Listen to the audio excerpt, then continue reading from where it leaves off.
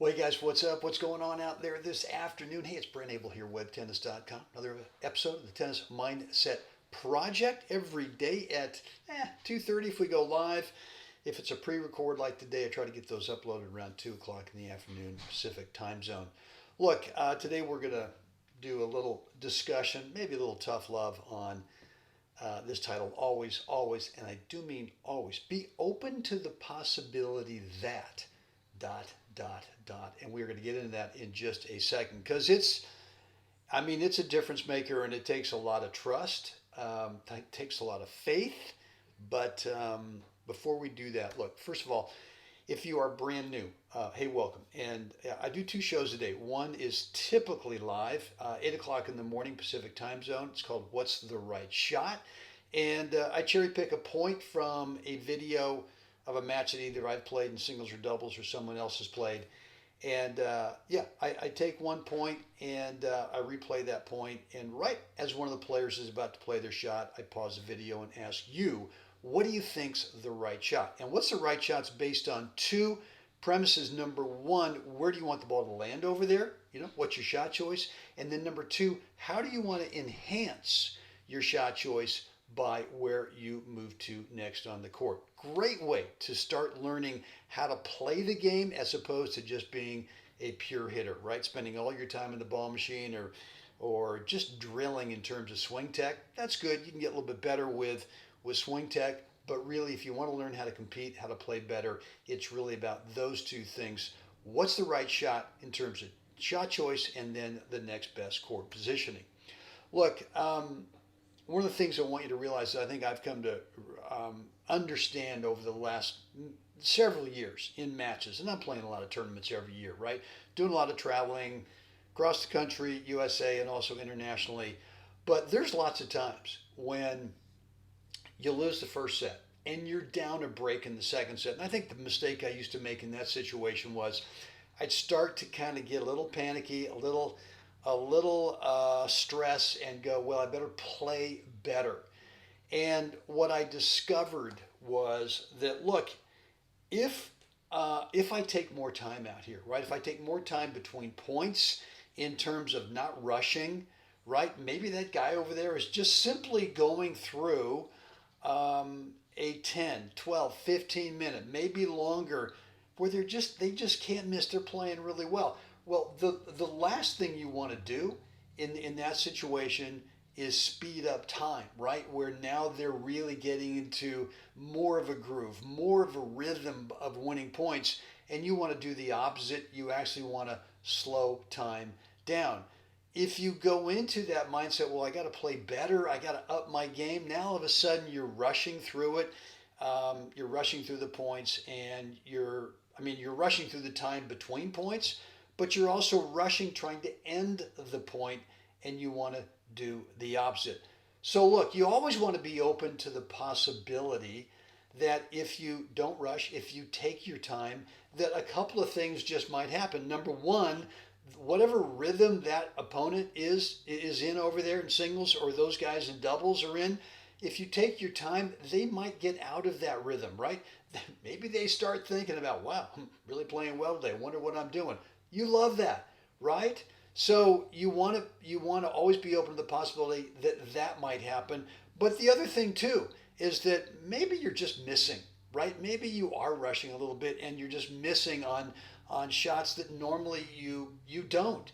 And so why not stay open to the possibility that if you just calm down, if you just take your time, that you'll stop making those few, if not more, unforced errors. And now all of a sudden you find that, well, it's a dogfight. All right, lost first set. I'm down a break in the second. Maybe it's just one break. Thankfully for the scoring in tennis, it's not a time deal. So that if you can get back to even in that second set, now it's a brand new day. It's a brand new deal. So I want you to feel that you need to always be open to the possibility that you can turn things around. And that's really the message. And if you start to rush, if you start to get panicky, if you start to look for the exit and points by going for big shots too early, that possibility probably is not going to happen on that day. So It's, for me, it was really a trust thing. It was a belief that if I hang around and if I keep the score close in the second set, all right, I lost the first set, come out of the blocks in that second set, I get broken right off the bat. Not good, but it's not the end of the world.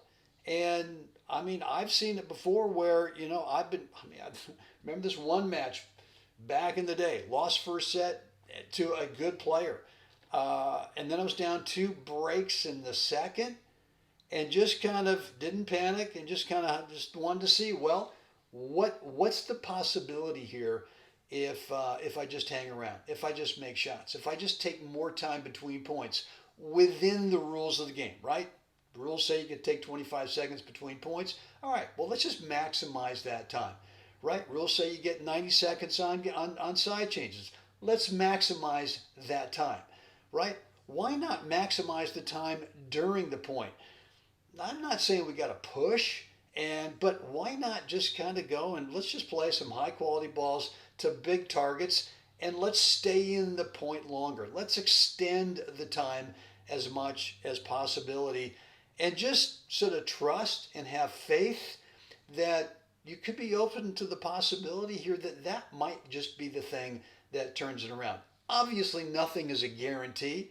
There is no full-blown guarantee in this game, which is kind of a cool thing, because whatever's happening on the other side of the net over there, they're probably starting to think, you know what, I've been maybe playing shots today that I normally don't make. Got a couple of lead cords, lucky lead cords. Maybe was intending to go cross court in a couple of passing shots, got a hair late and went up the line.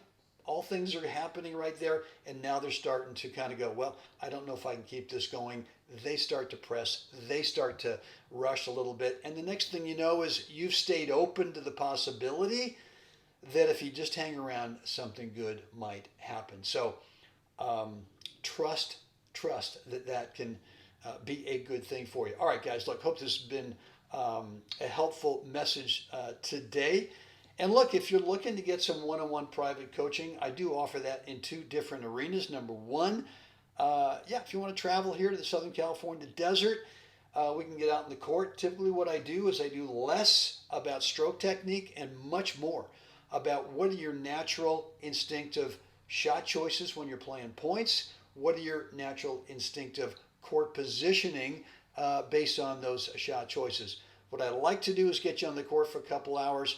I bring out an opponent who I think's right there at your current level, and for me, it helps me for the first 30 minutes during that 2-hour session where I don't say anything. All I'm doing is really seeing how are you problem solving against an opponent that you just don't know, right? And once I see what your shot choice instincts are, I see what your core positioning instincts are, then we can make some tweaks. And yeah, I mean, it might be that we have to clean up some swing tech on one of your shots. That's fine, but we're not going to do a deep dive on that. We're going to trust that if you start thinking differently about shot choice, differently about court positioning, that a lot of the time swing tech just takes care of itself. Maybe we got to work on some tennis specific fitness. Maybe it's more mindset training. But whether it's on the court with me or we can do some video conference, either video analysis and or some mindset training or more, we can do that. Look, the best way to get started is to shoot me an email, brent@webtennis.com. Let me know you're interested in finding out more about it. And the way we do that is we schedule a free 15-minute video conference call. You describe to me exactly where you're at with your current skill level, where you want to take your game. And I'm going to say, okay, well, knowing where you're at now, knowing where you want to go, here's how I think I can help you bridge that gap between those two places. Here's what I got to offer you, and you can make a decision if you think that's a good fit for you or not. Just shoot me an email, brent@webtennis.com, and we can get started that way. Guys, hope this message has been helpful today. As always, it is now time. We got to get out there. We got to help someone else have a great day. Guys, see you again next time.